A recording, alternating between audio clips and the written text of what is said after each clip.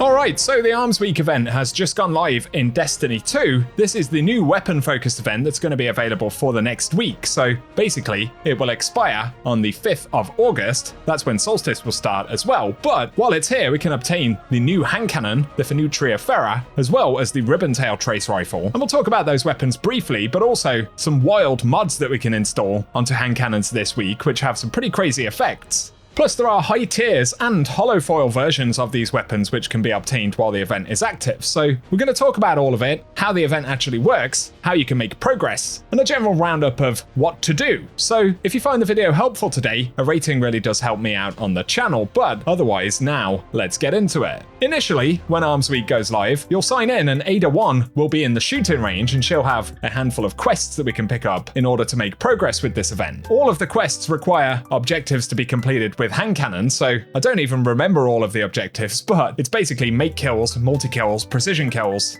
And those quests will unlock volatile weapon mods, which come with some pretty crazy effects. So you can see from the hand cannon right here, chaotic munitions causes explosions when you kill enemies. Another one of the mods produces randomized effects, which is pretty wild. So sometimes you'll get a scorch kind of effect or incandescent, arc effects, void effects, or even a weapon kill just dropping a relic weapon on the ground for you. So the mods are pretty wild and you'll unlock them from the quests we just mentioned. There's also the event home, and yes, it can feel like we're playing Menu Simulator the game, going between the shooting range, the portal, the event home, and wherever else you might be playing. I kind of got lucky with my daily challenges because all of them required objectives with hand cannons again, so I just completed all of them while I was doing the intro quests. The daily challenges do appear to be random though, so you might have an objective that tells you to go and play the Armsweek playlist in Crucible Ops, which is the hardware game mode. But ultimately, the importance of these challenges is that when you complete them, it will actually give you event rank progress. That does mean it will take a few days of these challenges actually rolling out in order to reach the maximum rank, and you can see the rank rewards actually listed, and they include tier 3 fixed roll versions of the Armsweek weapons, but they are holofoils, which is nice. The crazy thing is that you can actually buy event ranks with silver. So against my better judgment, I went ahead and did that. I think a bunch of the silver I actually used here was granted to my account by Bungie about 2 years ago. I'm not a prolific spender of silver, but I was kind of curious to actually do it because, as you can see, I'm essentially using what would normally be real cash to purchase tier 3 weapons, which also drop as powerful rewards, which is absolutely wild. Give me your thoughts about that down below.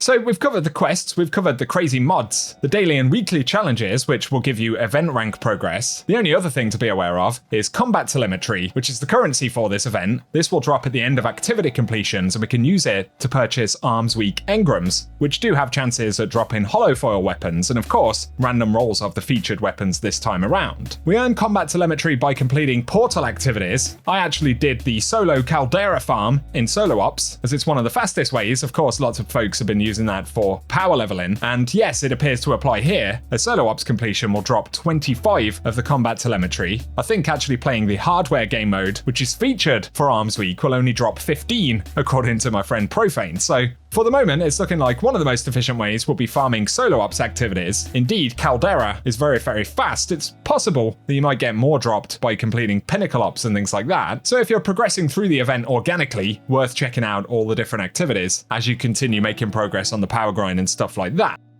That pretty much sums up the event. The only other element worth mentioning is that there is the title. To unlock this title, you basically have to do it during 1 week, so progress on it will reset after this Armsweek event, but you only need to complete 4 of the challenges to actually get the sharpshooter title. So if you're playing a fair amount of it, it's probably going to be relatively easy to unlock it this week if you want it. Otherwise, the event is essentially about farming the combat telemetry in order to purchase rolls of these weapons, in the hope that you'll get higher tier drops, the rolls that you want, and indeed, with a bit of luck, holofoil variants as well. And you can see what the holofoils look like on my character right here. To be honest, Armsweek is probably something that you can just complete while doing the power grind stuff if you're playing a fair amount of the game at the moment.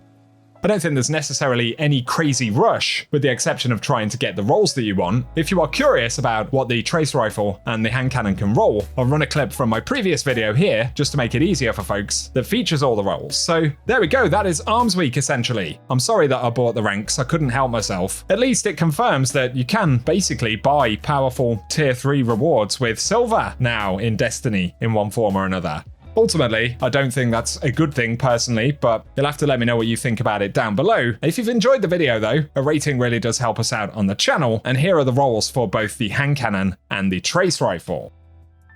The new hand cannon, Phoneutria Fera, of course, is a spread shot hand cannon. This one comes with solar damage. Obviously, it's an archetype we've never used, so it's difficult to give precise recommendations in terms of rolls, but the first trait slot can get Barrel Constrictor. Of course, with this behaving a bit like a shotgun, there are a handful of shotgun bonuses that can actually roll on them. It can also get Threat Remover, Threat Detector, Slide Shot, Transcendent Moment, and Proximity Power in the first trait slot, with the second slot getting 1-2 Punch, Swashbuckler, Binary Orbit, Surrounded, Frenzy, or Incandescent. I imagine these won't have the kind of range that we normally get from hand cannons, so things like Barrel Constrictor probably are going to be pretty good.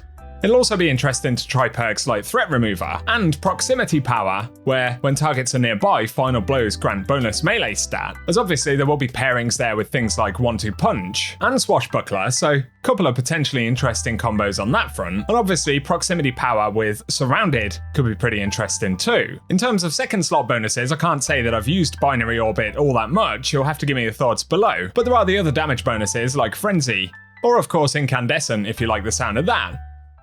Ribbontail won't be the featured weapon, so I don't think we'll get it as often as the hand cannon. It's probably the case that we can get it from engram drops or something like that, but won't be able to specifically focus it or purchase versions of it directly. But in the left column, this can get Envious Arsenal, Transcendent Moment, Subsistence, Threat Detector, Wellspring, as well as Proximity Power. Then in the right column, we can roll Surrounded, Detonator Beam, Tear, Binary Orbit, Redirection, and Killing Tally. The interesting thing with this weapon, I think, would be Redirection. We saw the changes that perk got back in Heresy, and it is actually really, really strong. So a nice pairing I'd be looking out for potentially on this would be something like Subsistence and Redirection. It's nice to have a strand trace rifle in general if you want to take advantage of things like Tear. Again, there's the combo of something like Proximity Power and Surrounded, which could be interesting, but I'm not sure being really close range is kind of a strong point for trace rifles. But again, let me know what you think could be interesting for this one. And otherwise,